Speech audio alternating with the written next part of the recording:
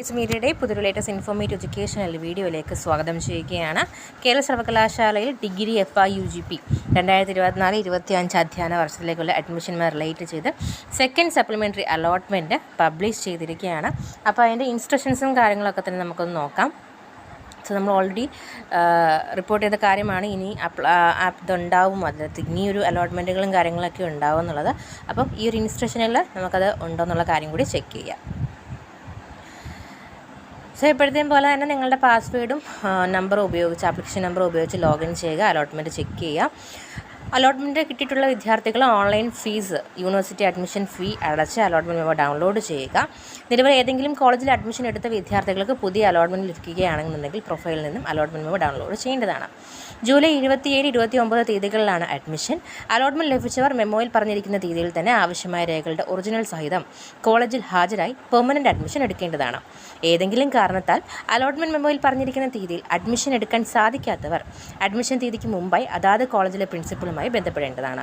നിലവിൽ അഡ്മിഷൻ ഉള്ളവർ, അതായത് community quota, sports quota, management കോട്ട അഡ്മിഷനുകൾ ഒഴികെ മറ്റ് ജനറൽ ആയിട്ടുള്ള ആൾക്കാർ, അഡ്മിഷൻ ഉള്ളവർ പുതിയ അലോട്ട്മെൻറ്റ് ലഭിച്ചാൽ പുതിയതായി അലോട്ട്മെൻറ്റ് ലഭിച്ച കോളേജിൽ നിർബന്ധമായും അഡ്മിഷൻ എടുക്കേണ്ടതാണ്. അവർക്ക് മുമ്പെടുത്ത അഡ്മിഷൻ തുടരാൻ സാധിക്കുന്നതല്ല. നിലവിൽ ഏതെങ്കിലും എയ്ഡഡ് കോളേജുകളിൽ കമ്മ്യൂണിറ്റി കോട്ട അഡ്മിഷനിൽ തൃപ്തരായവർക്ക് സപ്ലിമെൻ്ററി അലോട്ട്മെൻറ്റ് ലഭിച്ച കോളേജിൽ ഹാജരായി അഡ്മിഷൻ എടുക്കാവുന്നതാണ്. ജൂലൈ 29 മുമ്പ് പുതിയ അലോട്ട്മെൻറ്റുകൾ അഡ്മിഷൻ നേടിയില്ല എങ്കിൽ അലോട്ട്മെൻറ്റ് ക്യാൻസൽ ആക്കുന്നതാണ്. ഇനി താൽക്കാലിക അഡ്മിഷനെ പറ്റി ടിറ്റിക്കൂർ പറഞ്ഞിട്ടുണ്ട്. ഈ ഒരു ഘട്ടത്തിൽ ലഭ്യമായിരിക്കില്ല താൽക്കാലിക അഡ്മിഷൻ. പുതുതായി അലോട്ട്മെൻറ്റ് ലഭിക്കുന്നവർ കോളേജിലെ നിശ്ചിത ഫീസ് അടച്ച് നിർബന്ധമായും പെർമനൻറ്റ് അഡ്മിഷൻ എടുക്കേണ്ടതാണ്. ഈ ഘട്ടത്തിൽ എല്ലാ സർട്ടിഫിക്കറ്റുകളുടെയും ഒറിജിനൽ, അതായത് ഇൻക്ലൂഡിങ് TC ഉൾപ്പെടെയുള്ള ഒറിജിനൽ സർട്ടിഫിക്കറ്റുകൾ കോളേജിൽ സബ്മിറ്റ് ചെയ്യേണ്ടതാണ്. ഓക്കെ, അപ്പം ടെമ്പററി അഡ്മിഷൻ ഇതിൽ ലഭ്യമല്ല. പെർമനൻ്റായിട്ട് തന്നെ അഡ്മിഷൻ എടുക്കണം. എല്ലാ ഒറിജിനൽ സർട്ടിഫിക്കറ്റുകളും കോളേജിൽ സബ്മിറ്റ് ആകണം.